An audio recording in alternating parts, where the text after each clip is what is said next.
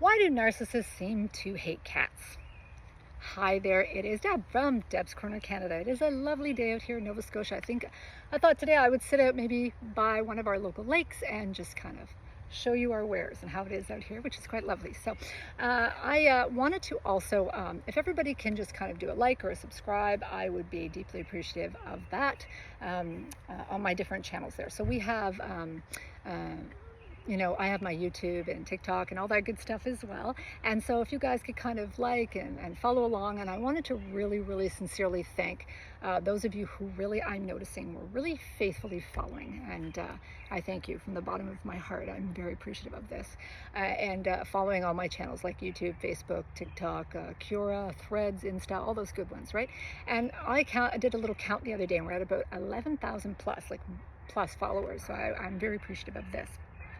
So what we're going to talk about today, and our topic today, is why do narcissists seem to really have a special hate for our kind of feline friends, for cats in general. You'll either find that they just they don't like them, they don't have them, they don't like to be around them. They find them, they'll say things like they're lazy or they're useless or whatever it may be. So let's kind of get into that and why that is. So ever notice after a while, or kind of really even kind of in the beginning, that a narcissist either doesn't own any animals or definitely does not own nor like cats, right? I don't know why, but I didn't know why. I looked into it, right? That's why we're here. So over time, they'll exhibit really the same behavior that really they exhibit to kind of all of those around them, like the humans around them, right? So that one-sided kind of familiar pattern here that we've all grown to learn and detest, right, over time. And you're not imagining things. You're not, okay? And I've seen a lot of comments online. So researchers actually indicate that narcissists prefer specifically dogs, very specifically dogs. And so why you may ask, would that even be, right? Well, honestly here, man's best friend isn't called man's best friend for kind of nothing, right? And it's a promise really it's really one-sided. It's perfect for them, right? It's a promise really for that kind of one-sided loyalty and that devotion, right? A narcissist really expects a canine to keep, right? That the canine, it's all up to them. It's all one-sided, which is perfect, right? So they literally expect that this is the behavior that's going to be happening. This is what's going to happen here. And so a few reasons really being dogs are also like, oh, we have some bugs helping us out. But a few reasons here are being dogs are kind of pack oriented, and they have like alpha rules, right? And so once this kind of dominance gets established, that submission for a canine especially is complete. It is done. It's kind of, I don't know if it's a bonding thing or more. Maybe you guys might be able to kind of put your opinions in there, right? Or maybe a little more information. But and really what happens here is the animal is really giving them that dominance, right? It gets established, and even if that pack leader unfortunately is kind of feral themselves or kind of mean themselves or whatever it may be, right? And really it's to have that overt affection, right? But above all, what they're looking for here is obedience. They're looking for pure obedience, pure loyalty, one way, of course, right? And so a dog really can wait for hours, for days, for even like weeks, right? Weeks without even without attention. Unfortunately, that's kind of unfortunately how that goes as well, right?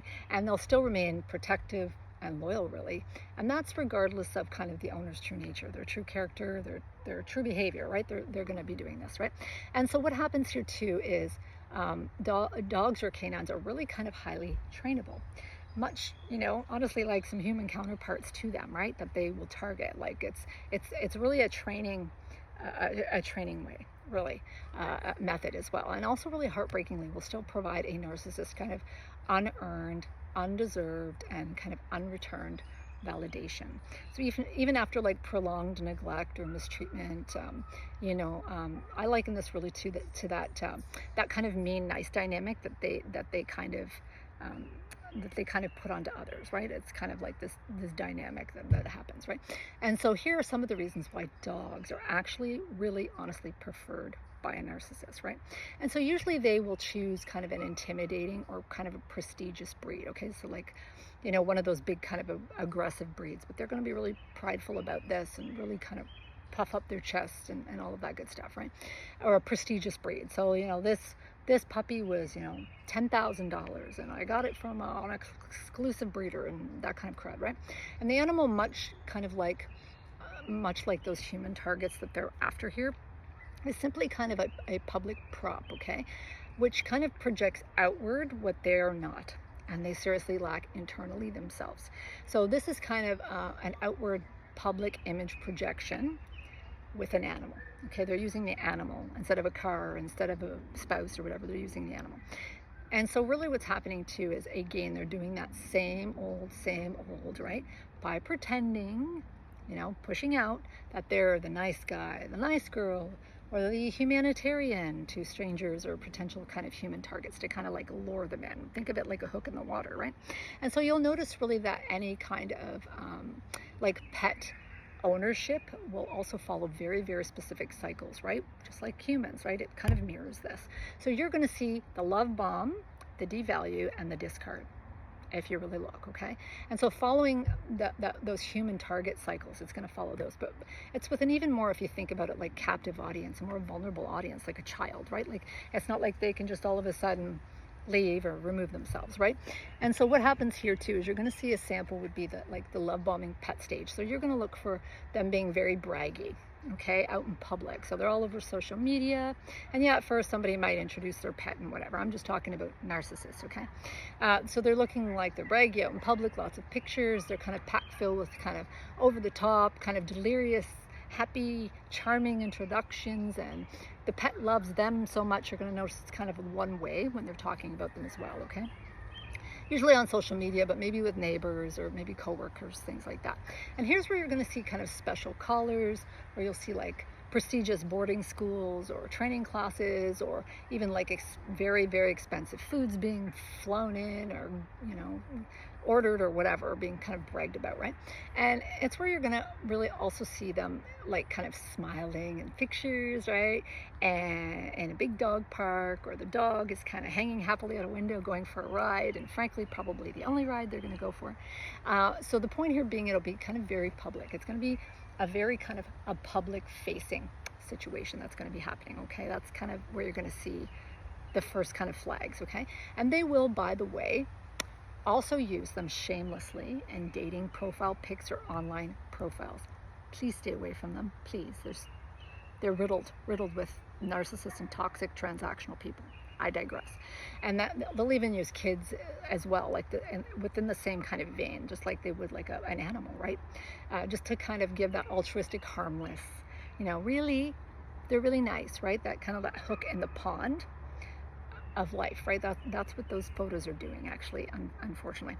And so really this love bomb is also where you're going to hear how obedient or how well trained this poor pup is, okay? And that's not really due to like positive reinforcement, or them having patience, or them kind of making sure that it's kind of done and lining up or whatever. It's not due to any of that. It's going to be really intimidating, cold, unyielding, kind of like a punitive discipline going on, and honestly fear.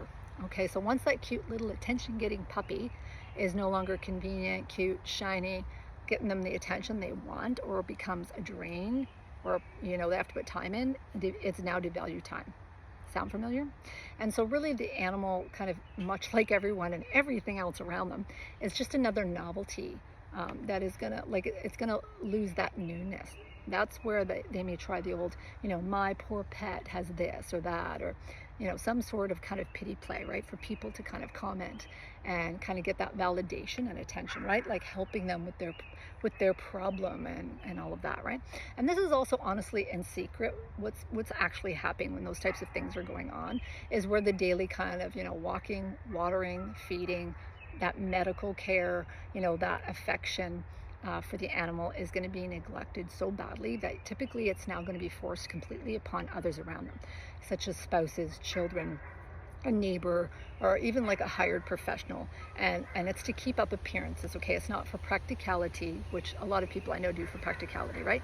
But it's to keep appearances and because they consider those duties beneath their highnesses. It's beneath them. So here's where any kind of unnecessary training, or they consider to be unnecessary training required, or kind of that extra patience that's going to be needed, will kind of come to an abrupt end. It's going to be done. If the narc isn't kind of completely obeyed, and at this point they are expecting perfect behavior and that the animal is to be making like no mistakes and just, be robotic, right? They will see any more than one-time instruction or training as punitive or corporal punishment type, and that kind of a light, okay? And they'll seeing all interactions with any living thing as a game, leveraging who's above, who's below. That's how they see this, right? And so really what's going to happen here is, you can bet a lowly pooch or kitty is not going to get the best of a narcissist. It's not going to happen. So therefore, any kind of like deviation from strict expectations and kind of representing them properly at all times, such as maybe barking when they're not authorized or allowed, or maybe scratching excessively, probably because they're hungry or whatever, simply kind of waiting without complaint for their food, or kind of never being walked. And honestly, they will usually, just like with their cars, they will hire others, right, to walk them, clean them, clean up the elimination, and remember, right, what's happening here is the narc is much more important to do, this beneath them, this dirty work. It's just, it's beneath them, right? They are the top dog, or so they think anyway. And it's all really about control, right? And once that kind of devalue point hits, and the animal is probably now attached, right? And they're dependent, again, sound familiar? And so they will also have no issue here kind of isolating, sound familiar? Or locking a dog in a crate for like an entire night or days or weeks without really even kind of checking in on them, making sure they're safe. They'll leave them kind of in empty rooms with like no stimulation or anything, forcing them to hold their bladder until they happen to remember them, or they have to, like, I don't know, impress somebody, a stranger, but punishing them really severely for accidents and issues that really the narcissist is causing by not stepping up, right? And so keeping in mind, an animal can't plead for help, right? They can't plead for help from a park picture or from a Gucci purse, right? They can't hold up a sign saying help, right? And really, then that's when kind of a discard's coming, right? Because here's where what's going to happen is a narcissist will easily and without one look back just abandon any animal that either kind of loses its shine or its purpose, or becomes too much work for them that they have to kind of give back to, right? Anyone noticing a pattern there? So this includes really callously, honestly, breeding, sometimes to death, any type of an animal that can make them a buck. Not even kind of considering that like this living being might have emotions, feel pain, feel like horrific loss at their offspring, being taken from them over and over and over again, and their bodies are always in pain and all of this, right? And worse, once they kind of lose that novelty or the shininess or the newness, just like people to them, and lose that kind of, or even if they lose like monetary value, they have no issue at all just abandoning them, or simply selling them to another breeder. And most times, even if they bother to find someone else for them, they won't check the character of whom that animal is going to, or they don't care. They're just on to the next, right? And so they are really treated as property, right? Just like other people, right? Nothing more, nothing less is going to happen there. And frankly, it's ones like these, I got to make a comment here, that I pray get reincarnated as the animals that they exploit for a buck. But I digress. Now let's tackle or tickle like our feline friends, right? Anyone who really loves or has cats can tell you flat out that their kitty doesn't give a flying fig what their owner or what anyone else wants or thinks around them, okay? They're very independent creatures. They're always doing their own thing. And so they will come to you when they are good and when they're ready, and they will not come to you even a second before this, right? So cats really, they cannot be bent, right, to any human will, which is kind of like kryptonite, right? Like if somebody is controlling, that's going to be kryptonite, because they can't make them do what they want, right? And cats cannot be bent to any kind of human or anyone else's will. And so really kind of owning or even like catering to kind of a mere animal who's really kind of, bugs are starting to come who is completely kind of independent or maybe demanding of that attention at their leisure, and expecting kind of mutual respect, or else it's kind of not going to be the cat's meow really for them, right? They will, however, use a new target's cat as kind of a virtue signal, right? And signaling to kind of project out to maybe a potential partner, potential target, or even like their friends or kind of neighbors or whomever, right? To kind of I'm sorry, now bugs happening here. And so really what's going to happen here is it's going to be that virtue signaling. That's what's going on there, right? They're friends, they're strangers, you know, that maybe love felines. Oh, we've got one too. You know, that's kind of where you're going to see that come in. And that leads me kind of quickly back, by the way, to kind of a previous video of mine, which was the do's and don'ts of leaving a narcissist, where I mean what I say, and it bears kind of repeating here. Do not leave your pet of any kind, doesn't matter. I don't care if it's a goldfish, with a narcissist, like even if it's just overnight, even if you think it's okay just for a night, don't do it. Pre-plan like their care, like you would say a child, or like some irreplaceable belongings, things like that, right? And I think of it this way: take your entire team with you, right? Because no one gets left behind. That's kind of how I look at it. But if the narc sense is like the end of the situationship is nigh, and they have the sixth sense, as we all know, for this, right? Prepare for them to actually use them like they would a child, or your belongings. For instance, they will like torture a pet if you leave one behind. And frankly, honestly, even if you're not home for long periods of time when you're not around, they'll torture them, and you won't really kind of notice, but you'll notice behavior changes, okay? So they'll use different methods, like maybe pre-setting like extremely unhealthy or kind of too large portions, set snack or meal times, like right down to a minute, and taking over kind of that total care of the animal for you. So then you're kind of hyper dependent on them helping you, and by then you're probably overwhelmed, and you're like, oh, thank goodness they're finally doing something. But it's not to help the animal, it's not to help you. And so really at that point, that animal is also being, like, you're being trained to kind of leave it up to them, and it's going to become very structured. And then also the animal is going to be just focused on the narc is the only one that is the food provider at very specific times, which will screw things up later. So they will also tease the animal, like when others are not around, like, you know, they'll pull their tails, or they will squirt them with water, so the animal will begin kind of acting jumpy or cranky or depressed, or kind of seem skittish, even with you, even with their own owner, right? And so for the finale, kind of, especially like around any pets, it doesn't matter which ones, right? Either gain kind of pre-narc or really kind of mid-leave of narc, it's not going to bode well, okay? And here's where a narc will kind of unmask in all of their glory, and doing things like kind of, you know, fighting for visitation, to kind of, like they will children, right? They're not interested until they can make trouble, right? And then they'll convolute those legalities further and try to force you to heal, excuse the pun on that one. So even though they kind of previously had kind of zero genuine interest or care for said animal, much like the children as well, they will, however, use children and animals to kind of regain control, or kind of create fear in a partner, or others that are kind of planning to leave, or kind of have one foot at the door, right? To kind of bring them back in to protect the child or protect the animal, right? And so they'll be doing things like kind of leaving and without permission, taking the pet with them, and then simply kind of giving them away or setting them free, or worse, unfortunately. And so they will even, like, maybe just before leaving, they will tease like a pet kind of like unmercifully with like snacks or food, until the animal kind of rightly like snaps at them, and then they're going to use that actually to label that animal as dangerous and have them maybe destroyed or locked up somewhere, right? And after kind of, even if they take them with them, they will do the same thing, right? To be able to kind of euthanize them in a socially acceptable way, so that, and also so that they'll get that little cherry bonus of kind of that pity story, right? They were attacked by your vicious animal who probably has, you know, probably sleeps most of the time, doesn't even really bother, right?